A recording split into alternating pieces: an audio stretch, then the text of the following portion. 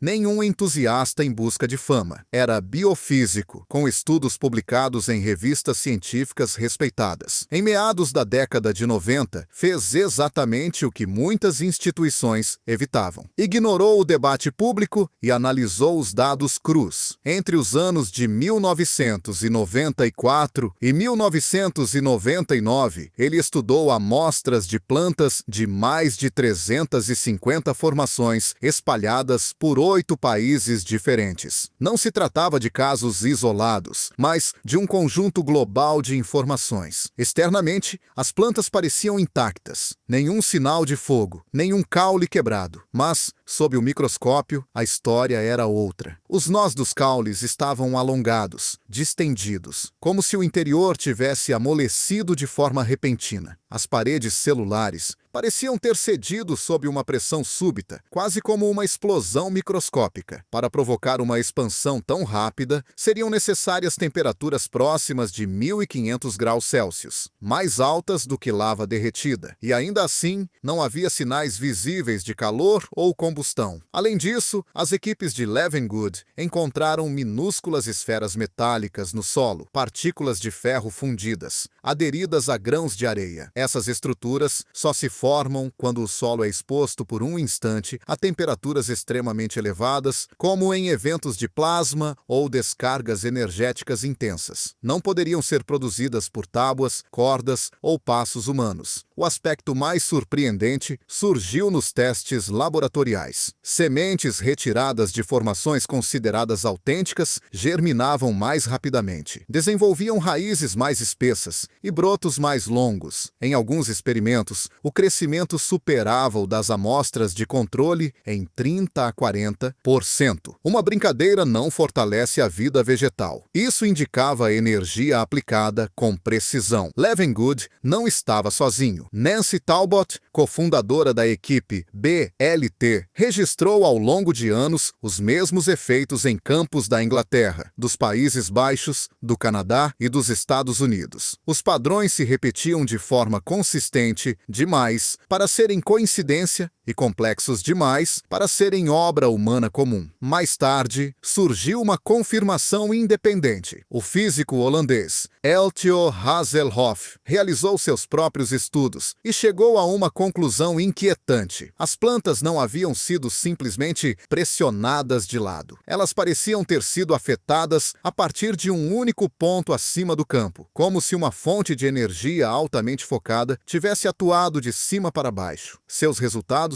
foram revisados e confirmados por outros especialistas. Não era opinião, era mensuração. Paralelamente, aumentaram os relatos de anomalias eletromagnéticas. Baterias descarregavam subitamente, câmeras falhavam, bússolas perdiam a orientação, pessoas relatavam tontura, euforia e sensação de perda de tempo. Em muitos casos, esses efeitos coincidiam exatamente com quedas bruscas de temperatura, não horas depois, no mesmo instante. Somando tudo isso, o quadro se tornava difícil de ignorar. Centenas de formações, alterações microscópicas, calor extremo do tipo plasmático, sementes modificadas, descargas eletromagnéticas. Isso não era um projeto artístico, era um fenômeno físico real. Ainda assim, permaneceu à margem durante anos. Por quê? A resposta para essa pergunta nos leva inevitavelmente de volta ao ano de 2025. Não porque o fenômeno tivesse começado ali, mas porque foi somente naquele momento que a tecnologia se tornou sofisticada o suficiente para enxergar algo que permaneceu oculto por décadas. Até então, os céticos haviam analisado cada nova formação, comparado medições, descartado hipóteses e seguido em frente. Sempre havia uma explicação conveniente. Sempre restava uma dúvida confortável. Mas, dessa vez, foi diferente. Um sistema de inteligência artificial, treinado em física quântica, matemática avançada e reconhecimento de padrões complexos, recebeu acesso a todo o material histórico disponível. Milhares de imagens aéreas, registros em vídeo, mapas de localização, análises botânicas e dados eletromagnéticos acumulados ao longo de anos. O sistema não foi programado para provar a existência de alienígenas nem para desmascarar fraudes. Ele não partia de crenças. Sua única função era encontrar padrões ao longo do tempo. O que ele revelou surpreendeu até mesmo os pesquisadores que haviam solicitado a análise. Um dos casos mais impressionantes envolveu uma formação surgida na Baviera no ano de 2025. Aos olhos humanos, parecia apenas um desenho novo, elegante, geométrico. No entanto, quando comparado com registros antigos, a inteligência artificial identificou algo que ninguém havia percebido antes. Aquela formação não era inédita. Ela era uma fusão perfeita de duas formações que haviam surgido na Inglaterra no ano de 2005. Não se tratava de inspiração ou semelhança superficial. As proporções coincidiam, os eixos se alinhavam, as relações geométricas eram idênticas. Isso significava que alguém teria criado padrões 20 anos antes, com uma precisão tão extrema que eles poderiam ser reutilizados décadas depois em outro país, sem qualquer qualquer ajuste. Isso não era improvável, era impossível. A análise avançou ainda mais e trouxe outro achado perturbador. Dentro dos desenhos, a inteligência artificial detectou linhas de construção extremamente sutis, invisíveis ao olho humano. Eram como esboços escondidos sob uma pintura finalizada. Estruturas internas que sustentavam todo o padrão. Nenhuma corda, nenhuma tábua e nenhuma técnica humana conhecida poderia deixar marcas desse tipo. Elas só se tornavam visíveis quando as imagens eram processadas em níveis que o olho humano jamais exploraria. Então veio o detalhe mais desconcertante. Os caules dentro da formação bávara não estavam dobrados ao acaso. Todos apresentavam exatamente o mesmo ângulo, 51 graus. Não aproximadamente, não em média, exatamente. A inteligência artificial comparou centenas de casos adicionais e percebeu que esse ângulo se repetia com uma consistência impressionante, com variações mínimas, uma precisão inalcançável para pessoas trabalhando à noite, no escuro, em campos abertos e irregulares. E os padrões não paravam por aí.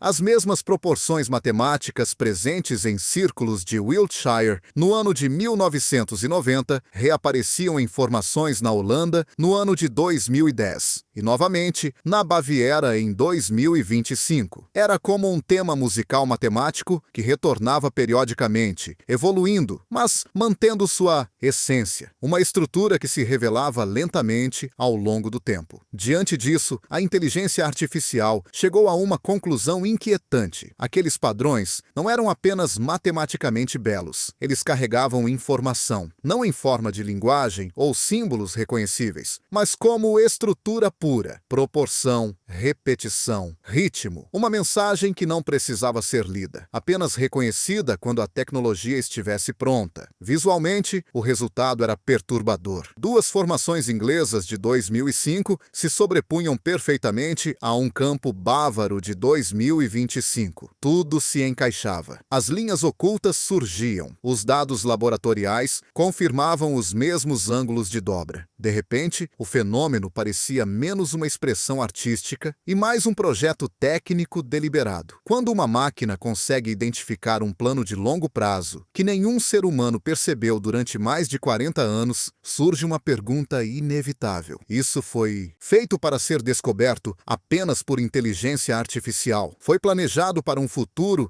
em que nossa própria tecnologia fosse capaz de compreender o padrão? Porque o que os dados indicavam era claro e perturbador. Nada disso foi aleatório. Tudo era organizado, cuidadosamente, ao longo de décadas. Nesse ponto, o significado dos círculos nas plantações mudou completamente. Eles deixaram de ser o centro da história, tornaram-se o cenário. O foco real passou a ser outro: o comportamento humano. Quando instituições perceberam que não conseguiriam impedir nem explicar totalmente o fenômeno, a estratégia mudou. A observação deixou de ser direcionada aos campos e passou a se concentrar nas pessoas. Cada novo círculo gerava divisão. Crentes contra céticos, fascinação contra desprezo, ciência contra ridicularização. Essa polarização não era um efeito colateral, era mensurável e extremamente útil. A influência psicológica não depende de respostas claras. Ela se baseia na incerteza, fornecer informações suficientes para gerar debate, mas nunca o bastante para encerrar a questão. Os círculos eram perfeitos para isso, visíveis, documentados, misteriosos e, ao mesmo tempo, fáceis de desacreditar. Enquanto alguns viam ali evidências de algo extraordinário, outros se refugiavam em explicações simplistas. O confronto se tornava emocional. A discussão deixava de ser sobre dados e passava a ser sobre identidade e crença. E enquanto isso acontecia, o fenômeno real permanecia em segundo plano. Esse padrão não terminou. Ele evoluiu. Quando a era digital começou, os círculos perderam relevância, não porque o processo tivesse acabado, mas porque já não era necessário. Os métodos mudaram. Em vez de campos de trigo, passaram a existir fluxos de informação. Em vez de formas geométricas, narrativas virais. Em vez de artistas noturnos, perfis automatizados e campanhas coordenadas. O objetivo permaneceu o mesmo: enfraquecer a ideia de verdade objetiva. Fazer com que as pessoas duvidassem, não apenas das informações, mas da própria capacidade de avaliá-las. Vistos sob essa perspectiva, os círculos nas plantações assumem um novo papel. Não eram um enigma criado para ser resolvido, mas um experimento inicial. Um teste controlado sobre como sociedades reagem ao inexplicável, como surgem divisões, como a dúvida pode ser usada como ferramenta. Isso também explica por que o fenômeno nunca foi totalmente eliminado. Sempre houve provas suficientes para manter a curiosidade viva, mas nunca o bastante para fechar o caso. Estudos científicos sérios foram ignorados, enquanto explicações triviais dominavam o discurso público. A inteligência artificial, livre de emoções e crenças, conseguiu enxergar o padrão completo, não apenas nos campos, mas nas reações humanas. Um ciclo que se repetia: evento estranho, explicações conflitantes, polarização, esquecimento. Talvez os círculos nunca tenham tentado nos dizer algo sobre o universo. Talvez estivessem dizendo algo sobre nós. Sobre nossa dificuldade em lidar com a ambiguidade, sobre nossa tendência a escolher respostas confortáveis em vez de conviver com a incerteza. Isso leva à pergunta final: se os círculos nas plantações foram um experimento, que experimentos estão acontecendo agora? Que mistérios atuais cumprem a mesma função? Quantas verdades se perdem no meio de opiniões fabricadas e dúvidas cuidadosamente alimentadas? Talvez a questão mais importante não seja quem criou os padrões, mas por que reagimos da forma como reagimos? Porque, no fim, o verdadeiro desenho não estava no trigo, estava em nossas mentes. E é exatamente aí que começa a próxima verdade.